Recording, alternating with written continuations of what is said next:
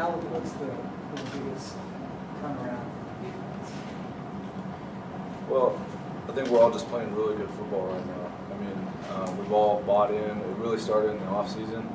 We knew after last year that where we were at wasn't going to cut it, you know. And it really started in the off season, and we grew closer. We built relationships with each other. And over spring ball, we got to work, and I was on the sidelines with my thumb, and then over the summer, we just continued to grow closer, continue to work, and over the camp, we just continue to do the same thing. I mean, the plan to win doesn't change. And we weren't satisfied with where we were at last year, so we knew we had to come. We're going to have a big year this year, and especially with Matt, we knew we had to step up, play well, and everyone's playing well right now. But the biggest challenge is doing that for 12 weeks in a row.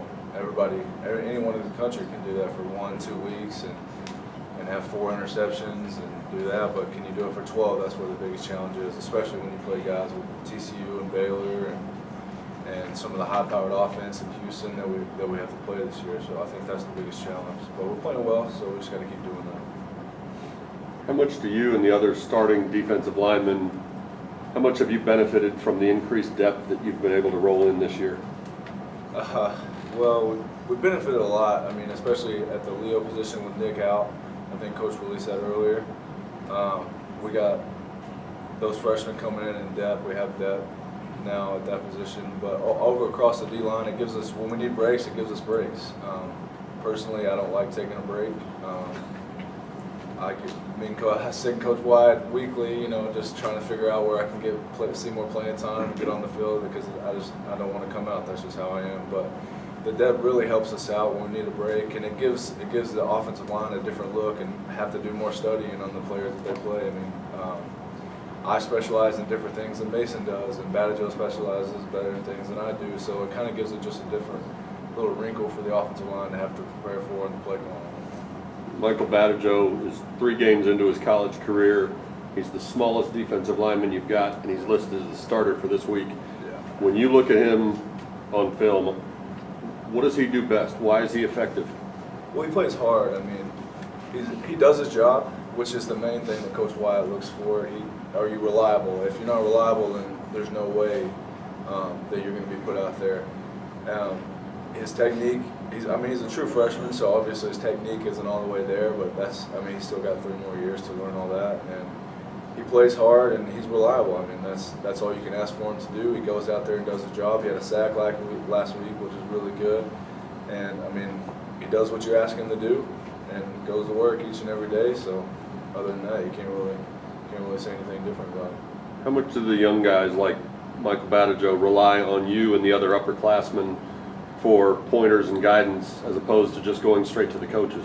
Yeah, the coaches are always busy, especially during the game or during preparation. You know, they always ask what I think and, you know, what Mason thinks if they're an inside guy. Or Dion does a great job, and Zell stepped up too. But it's really big that we share the information, especially I'll take Dimrick for instance. Every week, you know, as soon as I come off the field, he's in my ear. You know, what are you seeing? What are you seeing? What are they doing with their hands? You know, are they coming off? Are they soft? Do they let you get inside? You know, just a bunch of stuff so that way when they go out on the field, they already know and they don't have to figure that out themselves. So it just gives them a slight advantage, and especially in preparation. You know, like how we're planning to attack, and so that way in the future when we're gone, they already know that stuff and they can continue to build on the platform that we've set. So it's huge for us. From the defensive line standpoint, what concerns you the most about TCU? Kenny Hill, containing him. He's a very dynamic player, and when he wants to pull it down and run, he's very dangerous. He makes a lot of people miss. I haven't watched a whole lot of them yet. I watched a little bit last night, and then I got some sleep this morning. But he can throw, he can run, he can pretty much do it all. And when you get there, you know, getting to him is only half the battle. Then you got to get him down. So there's an extra step to the process in the sack regards. But they do a lot of empty too, so you have to be aware of the QB draw and stuff. So he's an all-around athlete, and we got to have a good plan for him. What you've seen on Kenny a little bit this year, you played against him 2 years ago. You notice anything different when he does that, or worse? mean, he's gotten better. I mean, I can't really tell you about 2 years ago. I don't really remember much. Honestly, I'm just being honest with you. But I mean, he's a good player, and we just got to have a plan for him. You said, obviously he can throw, he can run. How different is he when you look at him compared to Boykin that you saw last year? I mean, I don't really see too. I'm not a quarterback evaluator. I mean, I can evaluate offensive line because that's more of what I focus on. But I mean, to me, they have the same attributes. He can throw, he can run. He's very dangerous. We're gonna have a little bit of a different plan because obviously he has better strengths and weaknesses. They're different strengths and weaknesses than Trevone did, but really I see him kind of more or less as the same guy. They're both extremely dangerous, and that's what matters to me. All right, you study the offensive line. What's different about that group compared to what you saw last year in Fort Worth? They're a little bigger. I think they're a lot bigger actually inside, and both tackles. They move well. They're really good with their hands, and they can move well. They get beat, and they can have time to recover because they've got such good feet. So we're gonna, like I said, we're gonna have to plan a personal plan on pass rush. They throw the ball a lot, so we'll have a lot of opportunities to get to the quarterback, hopefully get some sacks and disrupt Kenny. Maybe that'll help our secondary out a little bit. That's playing really good football right now.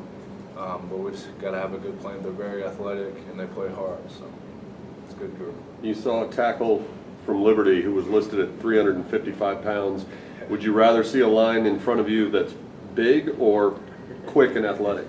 Well, I would like to see him big, like that guy. I mean, I'm more of a speed rusher, so I can more or less run around guys better than I can run over them. So that's just my preparation in an offensive lineman. But either way, it has its own challenges and advantages to it. So either way, I would like a bigger guy personally, though.